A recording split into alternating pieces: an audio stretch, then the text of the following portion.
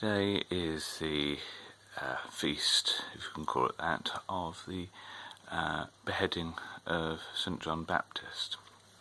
Of course, as Christians, we often call the martyrdom of Christians their heavenly birthday. You'll see that in some martyrologies. When we talk about the birthday of a saint, we often mean the day in which they departed for heaven. And so in that sense, it's a sense of rejoicing. But it's worth looking at the reason that St. John the Baptist was put to death. And to do that, we need to go back a little bit further, look about why he was put in prison. If you remember, he called out King Herod for marrying Herodias, his brother's wife, which was against Jewish law, against the law of God. And St. John the Baptist calls him out for that, offends the king, or offends Herodias more than anyone else, who has him cast into prison.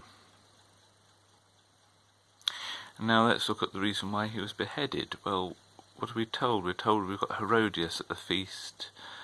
At this feast, she has her daughter Salome,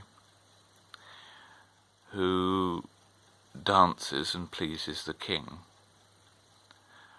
and who then promises to give her whatever she wants, up to half his kingdom. And Herodias tells her daughter to ask the head of John the Baptist.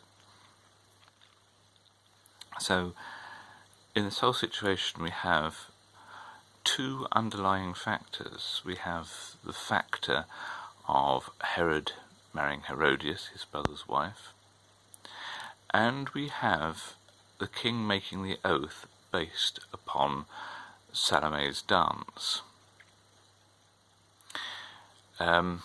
We can't read too much into the text, but one question you have is, what was it about Salome's dance that pleased the king? And one can hazard guesses.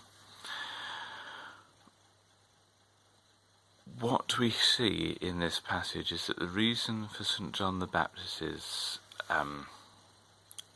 incarceration and his beheading is this immorality, this sexual immorality committed by Herod and by Herodias. And it is because of their desire for each other, which causes affront to God, and when called out by St. John the Baptist, he is executed.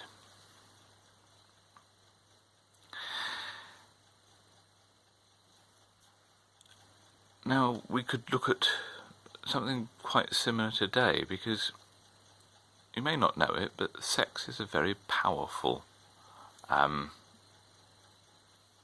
topic of debate between church and society. Now, a lot of people will say, oh, the church is sex obsessed because it keeps telling us with whom we can work. And well, it's a bit of a strange thing. If the church said,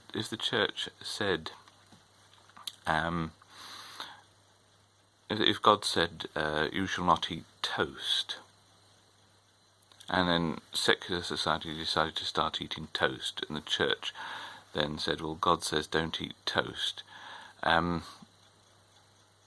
society would then say, oh, the church is toast obsessed. church is not toast obsessed, it's not sex obsessed. It's not obsessed with anything, it desires nothing more than the will of God to be done. And wherever there is a will of God that's being transgressed, that's where the church should be speaking out. Of course, the church hasn't always done so.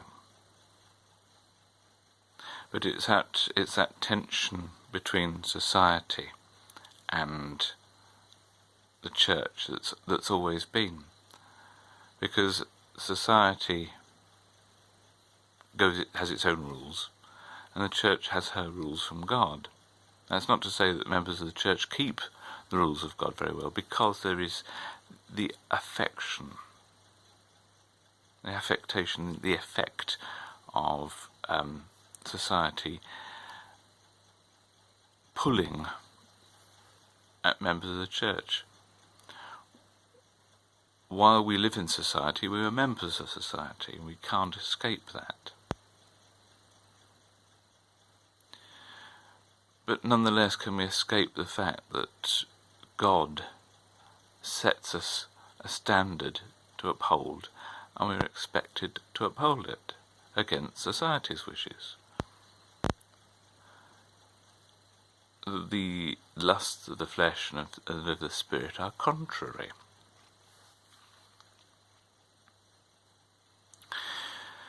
And it does mean that while we have that tension within the church,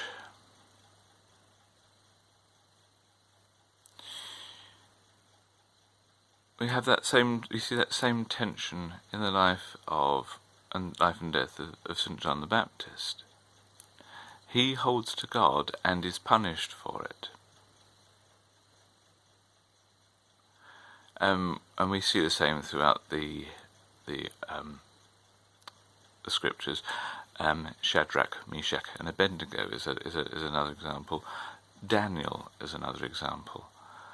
St. Paul in the Acts of the Apostles, another example. Going against society, the church is countercultural. And sometimes it demands being countercultural of its members.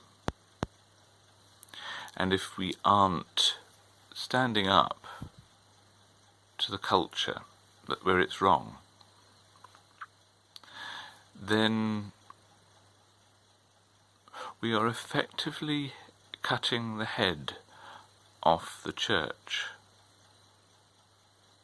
And, well, who is the head of the church?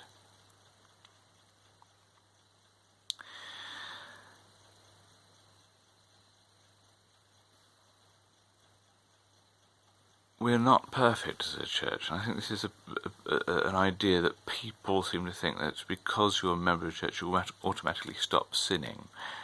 No, we don't. We are human beings till the very end, and the whole purpose of the cross of Christ is that we turn constantly to Him and try and remove our imperfections. But what we can't do is we cannot change what is a sin and what is not. And the church needs to be forgiving of those who repent and repent honestly. But it also can't change the way in which God has set the rules. And sexual immorality is one of those rules that has passed from the Old Testament into the New. Indeed, when the Gentiles first become Christians, they have the Council of Jerusalem. And one of the things they say you don't have to keep the entirety of the Jewish law, you don't have to be circumcised, you just have to not eat the flesh given to idols, and you must give up sexual immorality.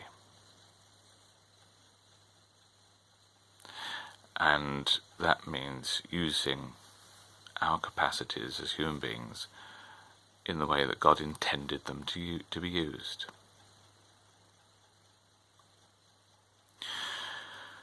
So we risk a division if we don't go to the law of God, or if we try and find a way around it. I mean, obviously, Herod and Herodias found loopholes to try and to disobey God and to marry each other.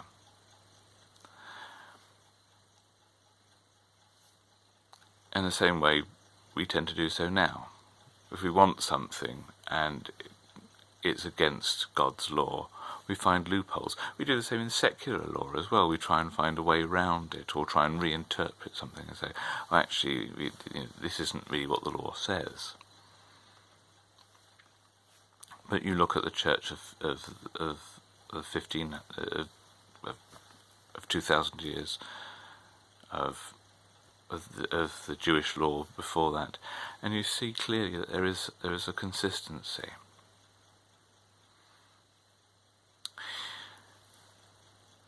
So, if we choose to try and find those loopholes, and we castigate the church for doing so, then perhaps we might be putting ourselves in the position whereby we are trying to remove the lawgiver, the head of the church, from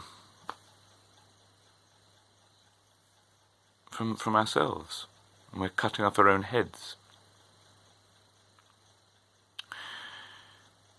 So God bless you.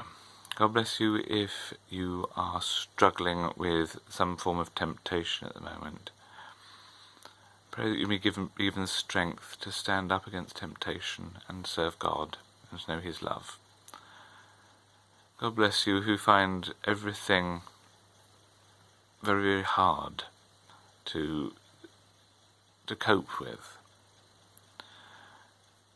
That God may be with that God may be with you and strengthen you and guard you and guide you. And God bless you that with St. John the Baptist we may stand together with Christ, the head of our church. God bless you, and please pray for me.